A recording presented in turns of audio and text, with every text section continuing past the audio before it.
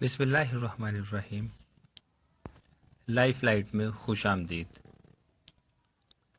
اپنے والد مرحوم کی لحد کے پاس کھڑا میں یہ سوچ رہا تھا کہ دنیا کتنی بے ثبات ہے۔ حقیقت تو یہ مٹی کا اندھیرا ہے، یہ قبریں جو بظاہر خاموش نظر آتی ہیں، اصل زندگی تو انہی کے اندر مدفن ہے، مگر اسے جیتی آنکھیں دیکھنے سے قاصر ہیں۔ کہنے کو قبر کے پاس کھڑا ہوں، اپنے ابو جان کے پاس، لیکن ہمارے درمیان ایک ایسی برزخ حائل ہے جسے ہزار چاہنے کے باوجود پاٹا نہیں جا سکتا۔ 2 قدم کا فاصلہ صدیوں کے نہ ختم ہونے والے سفر پر محیط ہے، جہاں سے چاہ کر بھی کوئی مدد کو نہیں پکار سکتا۔ خدا جانے زیر زمیں کیا حشر برپا ہے، دن رات زیر زمیں چلے جاتے ہیں لوگ، نہ جانے تہ خاک تماشا کیا ہے۔ دیگر قبروں پر جو طائرانہ نگاہ ڈالی تو ہر قبر بے کسی کی تصویر نظر آئی، اور چشم تصور سے ان کے اندر جو جھانکا تو ہر مرکز میں ایک الگ جہاں نظر آیا، ایسا جہاں جو اعمال سے مزین تھا، ہر ایک کے اپنے کرموں سے سجا تھا۔ کسی کے پاس بہت سامان زینت تھا اور کوئی تہی دامن۔ یکدم مجھے ایسا لگا جیسے یہ قبریں اپنی بے بسی پر خود ہی ماتم کنا ہیں۔ ہر قبر اپنی زبان حال سے یہ پکارتی ہوئی محسوس ہوئی کہ میں تنہائی کا گھر ہوں، تیاری کر کے آنا، میں وحشت کا آشیانہ ہوں، تیاری کر کے آنا۔ قبرستان کی ویرانی نے مجھے خوف زدہ کر دیا، اس خوف میں مجھے اپنے مستقبل کا گھر نظر آنے لگا، جہاں نہ چاہتے ہوئے بھی ایک روز جا بسنا ہے، اور یہ سپردگی تراب اپنے پیاروں کے ہاتھوں ہی انجام پانی ہے۔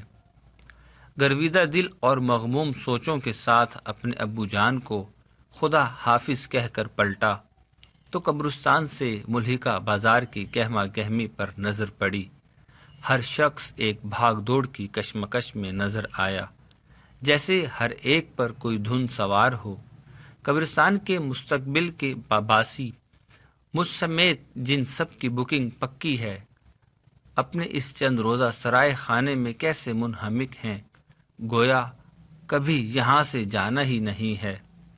اپنے اصلی گھر سے غافل، جہاں زبردستی لا بسایا جائے گا اور تنہا چھوڑ دیا جائے گا، رب کے حضور حاضری ہوگی اور کارہائے زندگی کا حساب، پھر اعمال کا توشہ ہوگا اور اپنی جان۔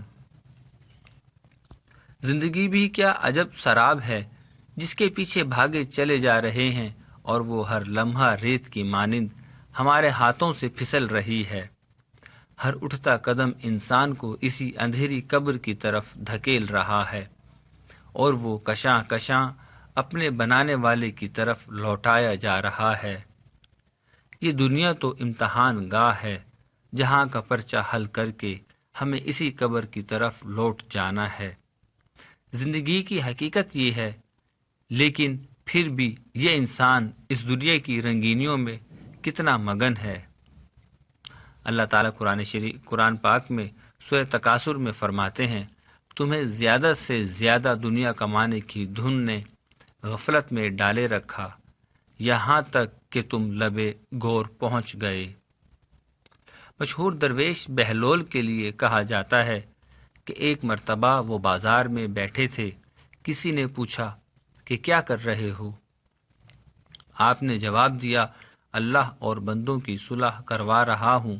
پوچھنے والے نے کہا کہ کیا جواب ملا؟ تو کہنے لگے کہ اللہ تو مان رہا ہے، بندے نہیں مان رہے۔ پھر ایک مرتبہ اسی شخص نے انہیں قبرستان میں دیکھا تو پھر استفسار کیا کہ کیا کر رہے ہو؟ بہلول نے پھر وہی جواب دیا کہ اللہ اور بندوں کی صلح کروا رہا ہوں۔ پوچھنے والے نے کہا کہ کیا جواب ملا؟ تو کہنے لگے کہ آج بندے تو مان رہے ہیں مگر اللہ نہیں مان رہا۔ یہ دنیا کرجک ہے، کلجک نہیں۔ یہاں جو کرنا ہے آج ہی کرنا ہے، کل کی کس کو خبر کہ مہلت ملے یا نہ ملے۔ یہ دھوکے کا گھر ہے، مچھر کا پر ہے، اس کی زندگی اتنی ناپائیدار ہے کہ اگلا لمحہ اور اگلی سانس بھی یقینی نہیں ہے، پھر بھی اس کے پیچھے بھاگتے ہوئے ہم یکسر فراموش کر دیتے ہیں کہ کسی بھی وقت داعیے اجل کی پکار آ سکتی ہے۔ انسان ہر چیز کی قبل از وقت تیاری کر لیتا ہے، مگر سالوں کی پلاننگ کرتا ہے کہ انسان اس دنیا کے دھوکے میں پھنس کر اپنے اصلی سفر کی تیاری کو مؤخر کر کے پس پشت ڈال دیتا ہے۔ لیکن تیاری نہ کرنے سے یہ سفر ٹلنے والا نہیں، یہ تو درپیش ہو کے رہے گا۔ کسی نے کہا کہ جب دنیا کی دھن بہت سوار ہو جائے تو قبرستان کا چکر لگا آنا تمہاری لامحدود خواہشوں کا تانا بانا خود ہی ٹوٹ جائے گا، کیونکہ اس دنیا کی کسی چیز کی بھی قبر میں جگہ نہیں ہے، اور وہاں وہی لوگ سو رہے ہیں جن کی ہزار ہا خواہشیں موت نے پوری نہیں ہونے دیں، اور جو پوری ہوئیں وہ بھی ساتھ نہ نبھا سکیں۔ اسی حقیقت کی تذکیر کے لیے میرے نبی صلی اللہ علیہ وآلہ وسلم نے قبرستان کی زیارت کرنے کو کہا، لیکن ہم وہاں بھی اگربتیاں جلا کر واپس آ جاتے ہیں۔ بھلا اس خوشبو کے دھواں میں اتنی سکت کہاں کہ صدیوں کا سفر طے کر کے زیر زمین پہنچ سکے۔ قبرستان تو عبرت حاصل کرنے کی جگہ ہے، شعور کی آنکھ سے قبرستان تو عبرت حاصل کرنے کی جگہ ہے، شعور کی آنکھ سے اپنے مستقبل کو دیکھنے کی جگہ ہے، لہٰذا وہاں جائیں تو بصیرت کے ہمراہ نہ کہ خرافات کے ساتھ۔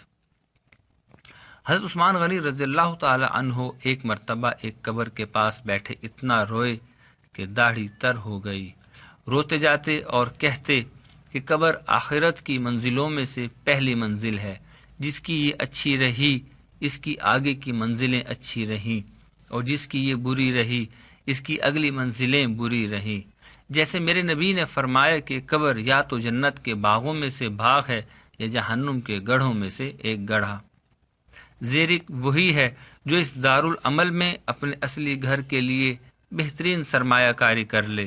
اللہ ہم سب کو اس دار آخرت کی تیاری کی توفیق، اور میرے والد سمیت جس کے والدین اور دیگر احباب عزیز رشتہ دار اس دنیا سے رخصت ہو گئے ہیں، ان کی مغفرت فرمائے۔